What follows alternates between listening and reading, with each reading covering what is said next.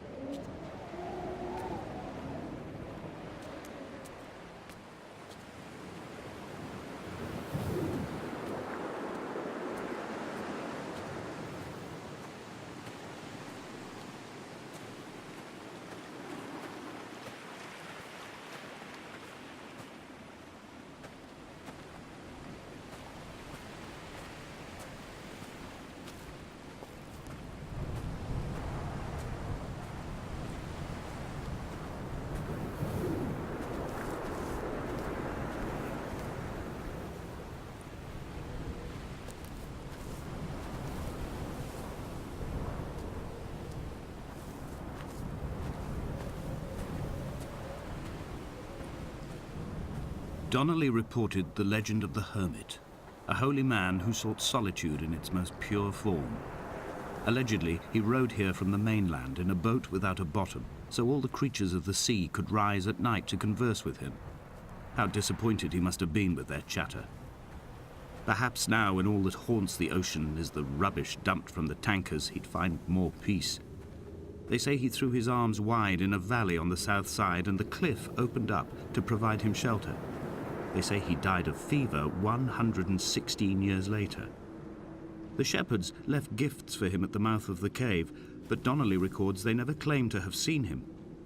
I have visited the cave and I have left my gifts, but like them, I appear to be an unworthy subject of his solitude.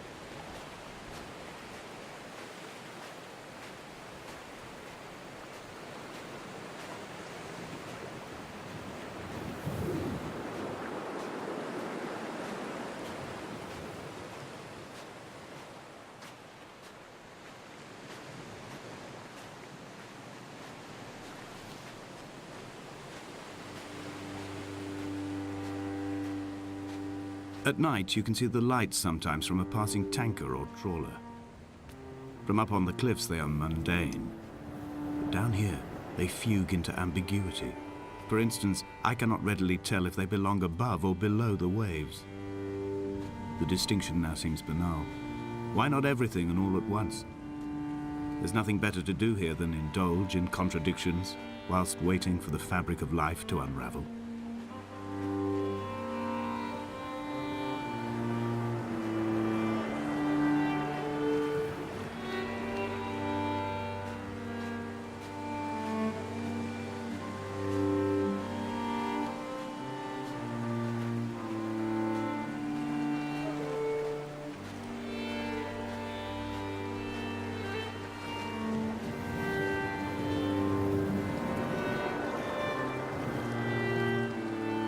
found the ship's manifest, crumpled and waterlogged under a stash of paint cans. It tells me that along with this present cargo, there was a large quantity of antacid yogurt bound for the European market. It must have washed out to sea. God knows there are no longer gulls or goats here to eat it.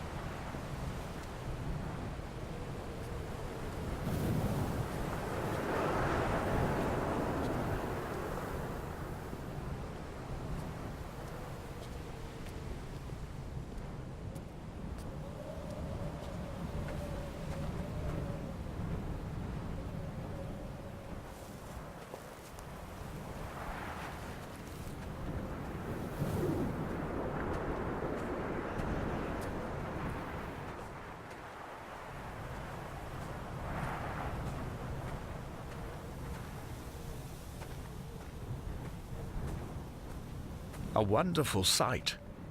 The moon cresting the junction between the cliff path and the stone circle. It cast a shadow of the ridge across the beach, all the world as if you had signed your name in untidy handwriting.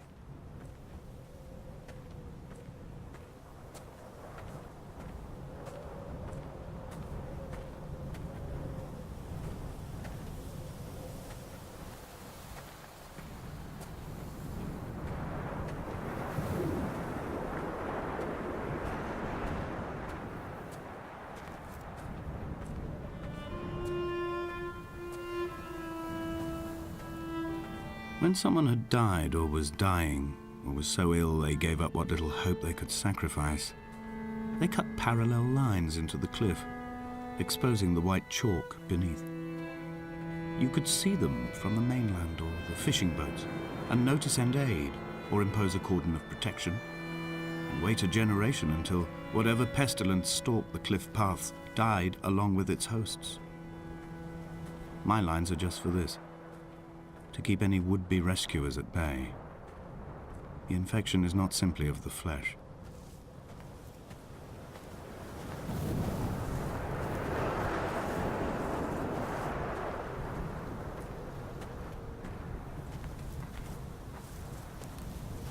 I quote directly, a motley lot with little to recommend them.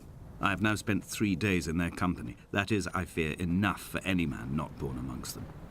Despite their tedious inclination to quote scripture, they seem to me the most God-forsaken of all the inhabitants of the Outer Isles.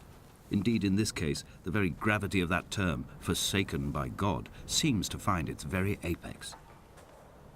It appears to me that Donnelly, too, found those who wander this shoreline to be adrift from any chance of redemption. Did he include himself in that, I wonder?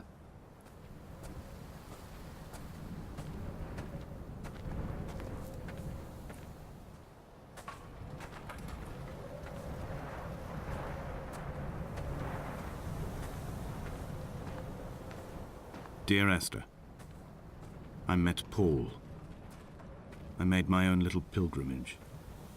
My Damascus, a small semi-detached on the outskirts of Wolverhampton. We drank coffee in his kitchen and tried to connect to one another. Although he knew I hadn't come in search of an apology, reason or retribution, he still spiraled in panic, thrown high and lucid by his own dented bonnet. Responsibility had made him old. Like us, he'd already passed beyond any conceivable boundary of life.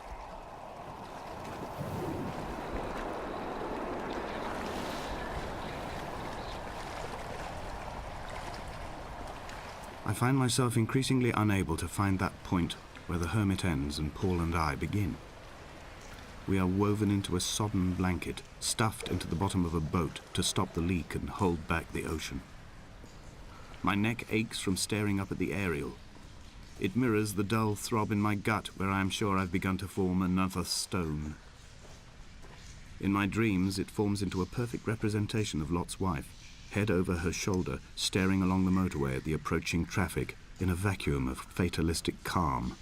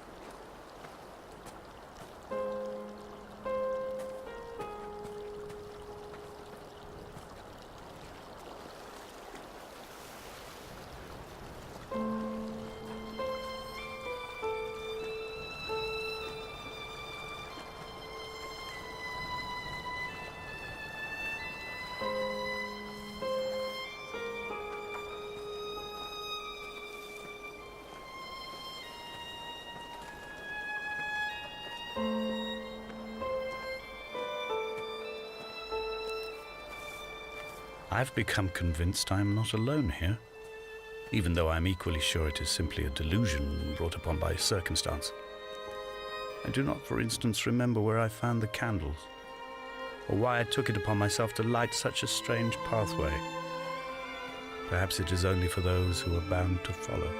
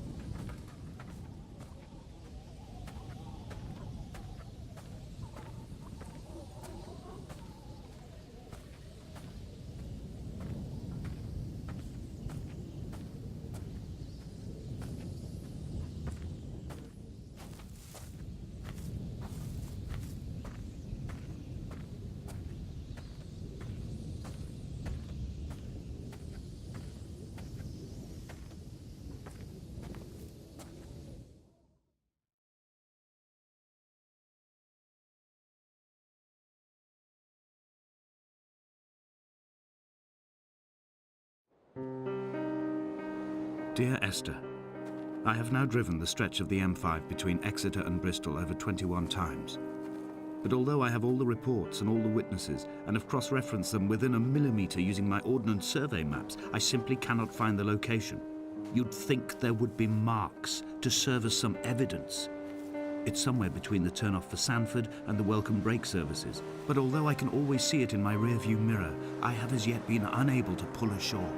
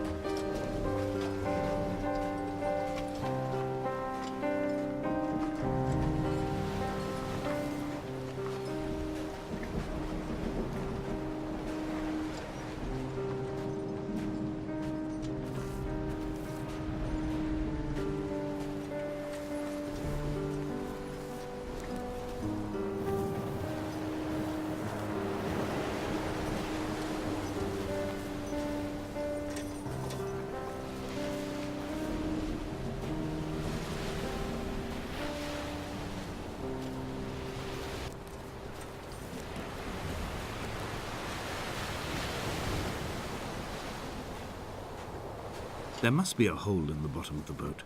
How else could new hermits have arrived?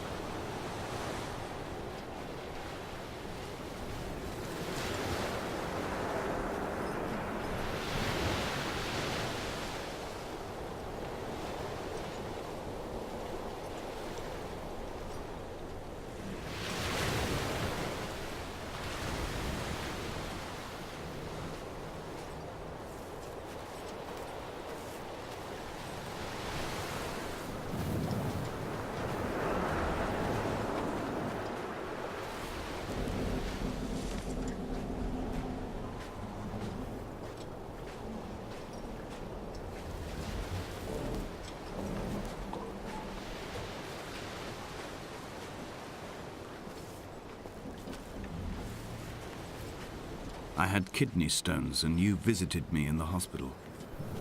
After the operation, when I was still half submerged in anesthetic, your outline and your speech both blurred. Now my stones have grown into an island and made their escape, and you have been rendered opaque by the car of a drunk.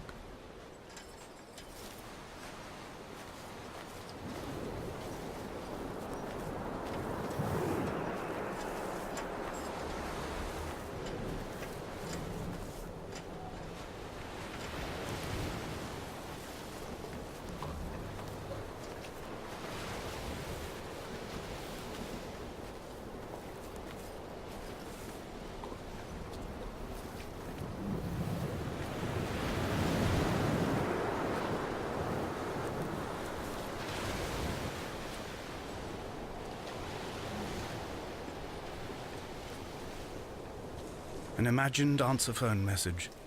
The tires are flat, the wheel spins loosely, and the brake fluid has run like ink over this map, staining the landmarks and rendering the coastline mute, compromised.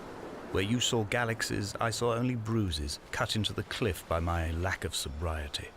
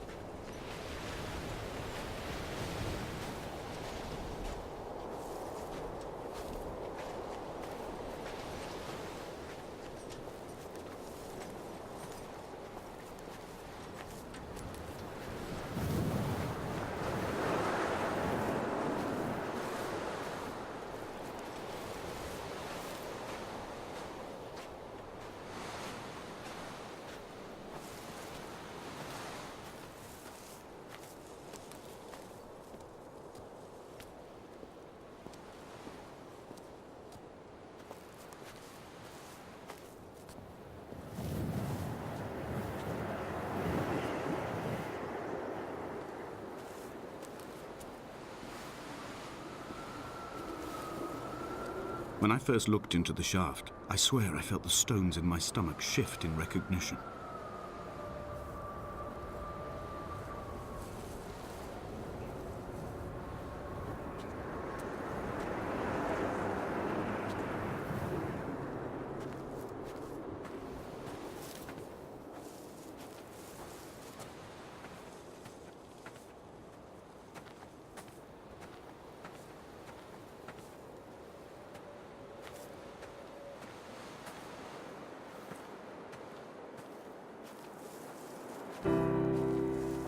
I've begun to climb, away from the sea and towards the center.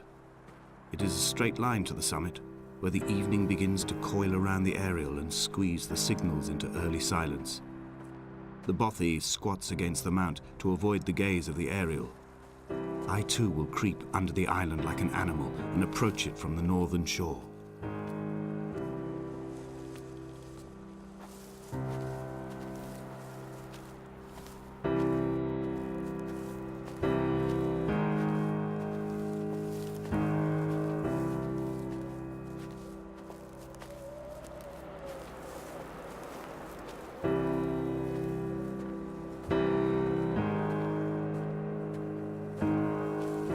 The bothy was constructed originally in the early 1700s. By then, shepherding had formalized into a career. The first habitual shepherd was a man called Jakobsen, from a lineage of migratory Scandinavians. He was not considered a man of breeding by the mainlanders. He came here every summer whilst building the bothy, hoping eventually that becoming a man of property would secure him a wife and a lineage. Donnelly records that it did not work. He caught some disease from his malcontented goats and died 2 years after completing it. There was no one to carve white lines into the cliff for him either.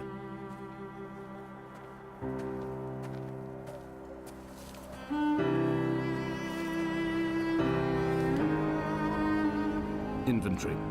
A trestle table we spread wallpaper on in our first home. A folding chair. I laughed at you for bringing camping in the lakes. I was uncomfortable later and you laughed then. This diary, the bed with the broken springs. Once asleep you have to remember not to dream. A change of clothes, Donnelly's book, stolen from Edinburgh Library on the way here. I will burn them all on the last morning and make an aerial of my own.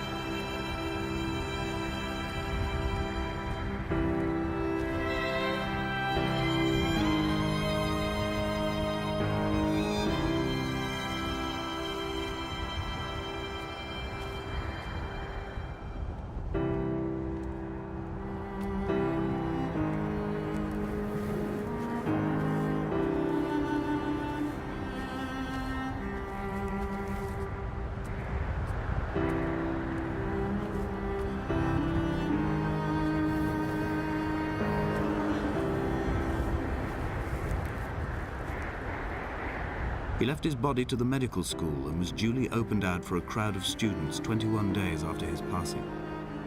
The report is included in my edition of his book. The syphilis had torn through his guts like a drunk driver, scrambling his organs like eggs on a plate. But enough definition remained for a cursory examination, and, as I suspected, they found clear evidence of kidney stones. He's likely to have spent the last years of his life in considerable pain. Perhaps this is the root of his laudanum habit. Although its use makes him an unreliable witness, I find myself increasingly drawn into his orbit.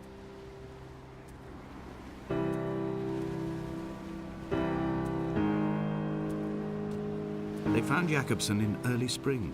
The thaw had only just come. Even though he'd been dead nearly 7 months, his body had been frozen right down to the nerves and had not even begun to decompose.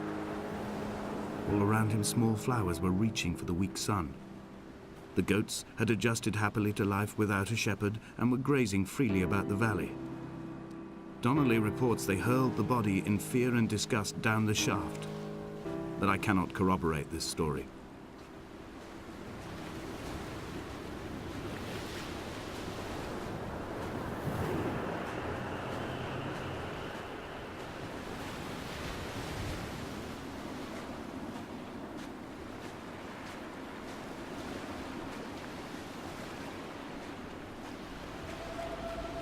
Climbing down to the caves, I slipped and fell and have injured my leg.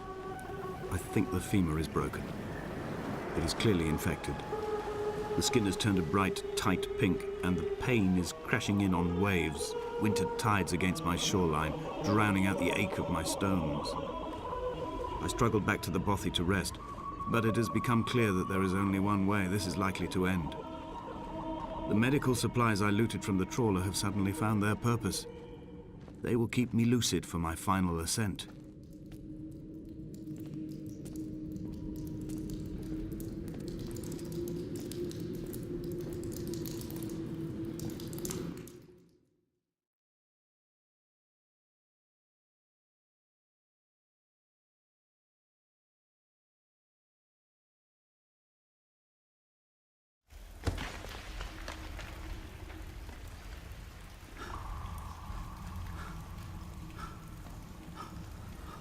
Donnelly's addiction is my one true constant. Even though I wake in false dawns and find the landscape changing, flowing inconstantly through my tears, I know his reaching is always upon me.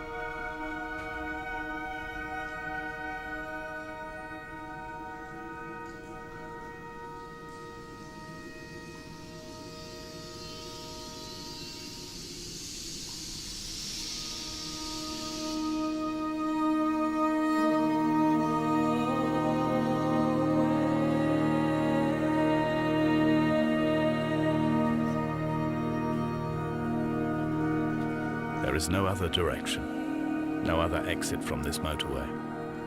Speeding past this junction, I saw you waiting at the roadside, a one last drink in your trembled hands.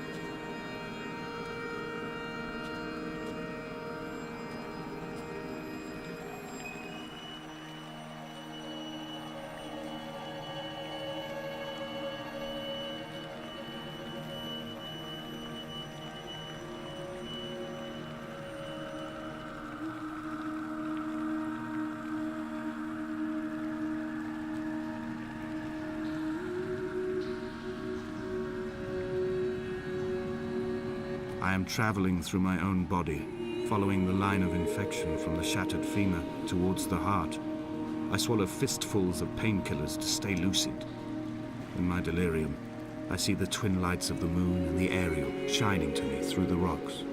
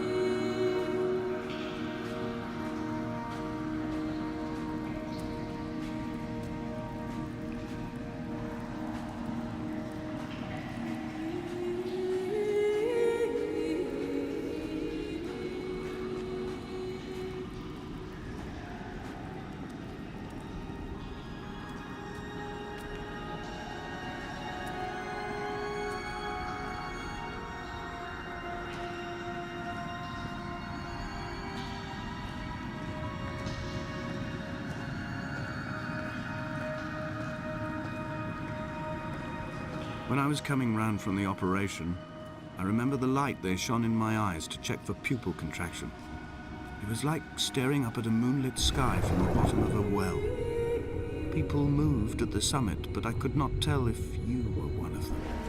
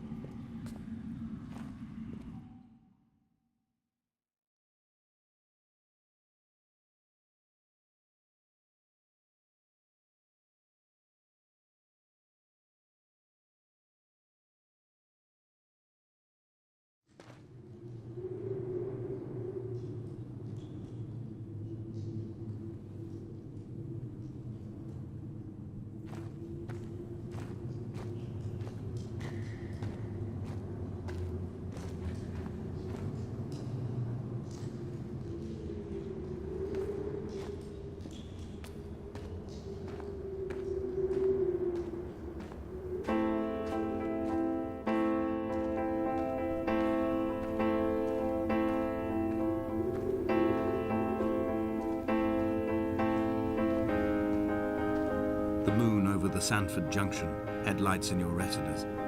Donnelly drove a grey hatchback without a bottom. All the creatures of the tarmac rose to sing to him. All manner of symbols crudely scrawled across the cliff face of my unrest. My life reduced to an electrical diagram. All my gulls have taken flight. They will no longer roost on these outcrops. The lure of the moon over the Sandford Junction is too strong.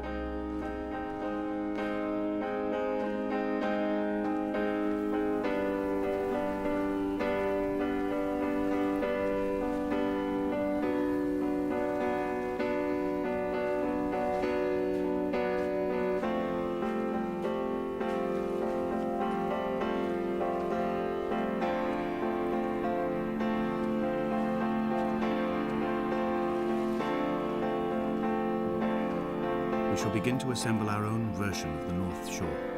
We will scrawl in dead languages and electrical diagrams and hide them away for future theologians to muse and mumble over. We will send a letter to Esther Donnelly and demand her answer. We will mix the paint with ashes and tarmac and the glow from our infections. We will paint a moon over the Sandford Junction and blue lights falling like stars along the hard shoulder.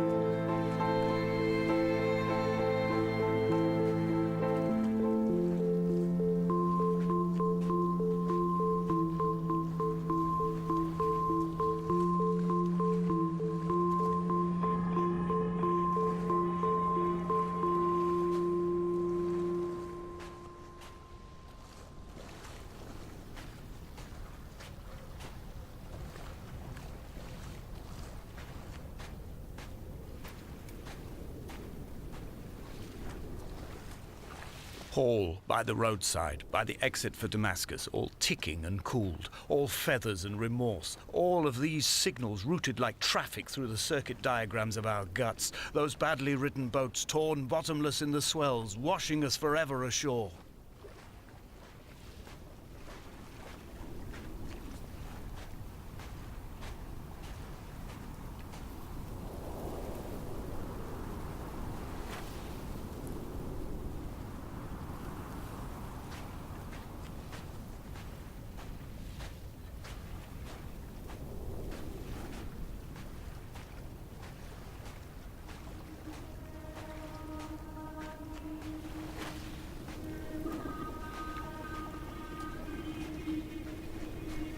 From here, I can see my armada. I collected all the letters I'd ever meant to send to you, if I'd have ever made it to the mainland, but had instead collected at the bottom of my rucksack, and I spread them out along the lost beach. Then I took each and every one, and I folded them into boats. I folded you into the creases, and then, as the sun was setting, I set the fleet to sail. Shattered into 21 pieces, I consigned you to the Atlantic, and I sat here until I'd watched all of you sink.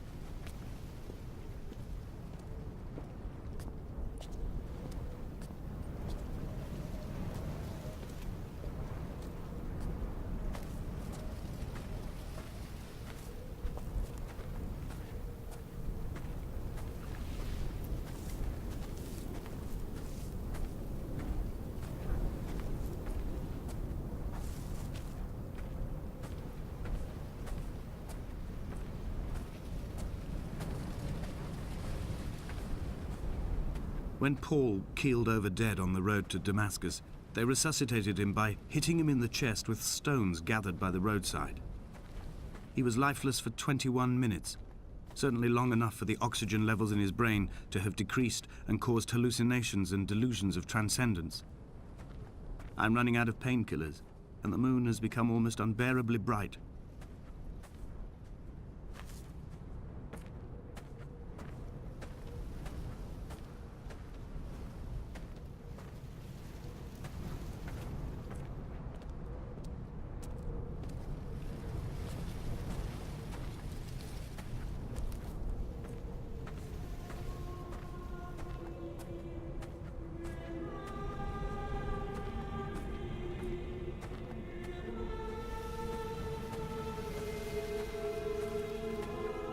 I've begun my voyage in a paper boat without a bottom.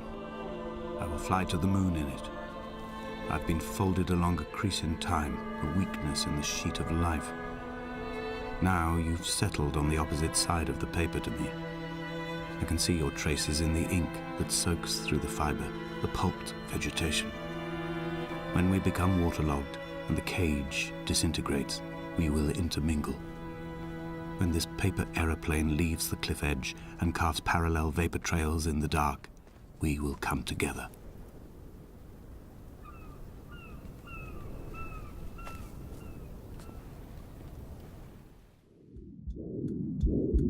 Come back.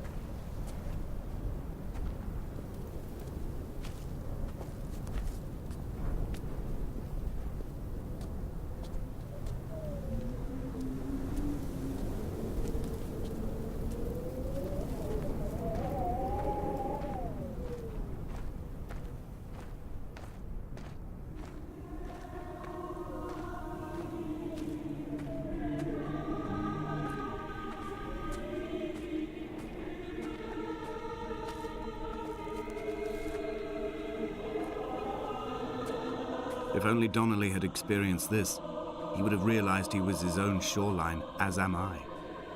Just as I am becoming this island, so he became his syphilis, retreating into the burning synapses, the stones, the infection.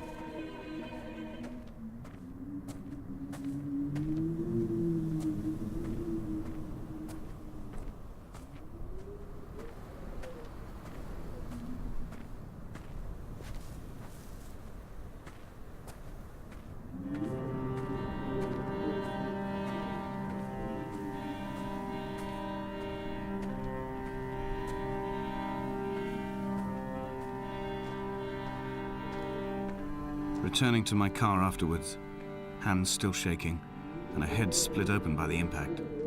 Goodbye to tearful aunts and traumatized uncles. Goodbye to the phenomenal. Goodbye to the tangible. Goodbye Wolverhampton. Goodbye Sanford. Goodbye Cromer. Goodbye Damascus. This cliff path is slippery in the dew. It is hard to climb with such an infection.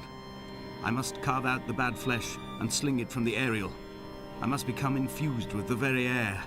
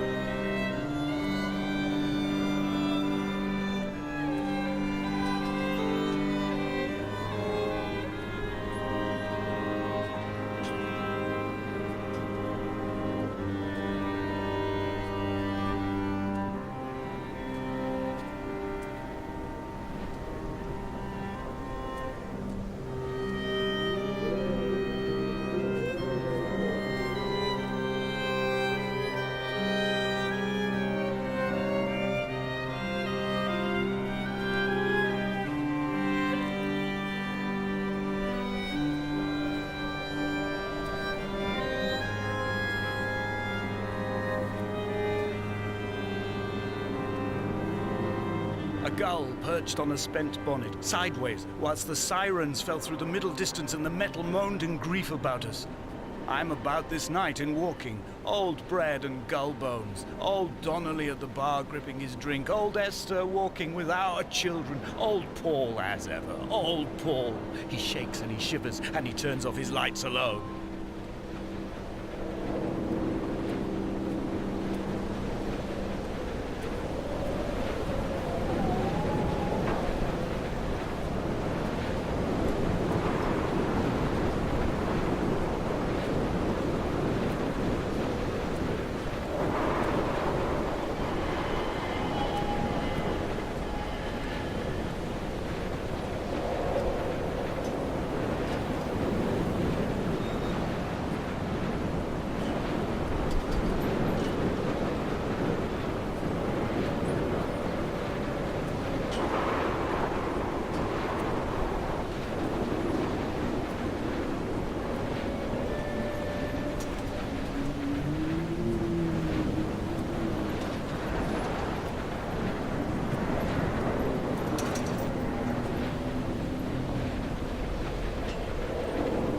I am the Ariel.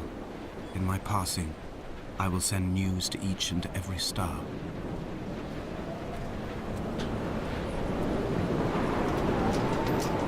Dear Esther, I have burnt my belongings, my books, this death certificate. Mine will be written all across this island. Who was Jakobsen? Who remembers him? Donnelly has written of him, but who was Donnelly? Who remembers him? I have painted, carved, hewn, scored into this space all that I could draw from him. There will be another to these shores to remember me. I will rise from the ocean like an island without bottom, come together like a stone, become an Ariel, a beacon, that they will not forget you. We have always been drawn here. One day the gulls will return and nest in our bones and our history. I will look to my left and see Esther Donnelly flying beside me. I will look to my right and see Paul Jakobsen flying beside me. They will leave white lines carved into the air to reach the mainland, where help will be sent.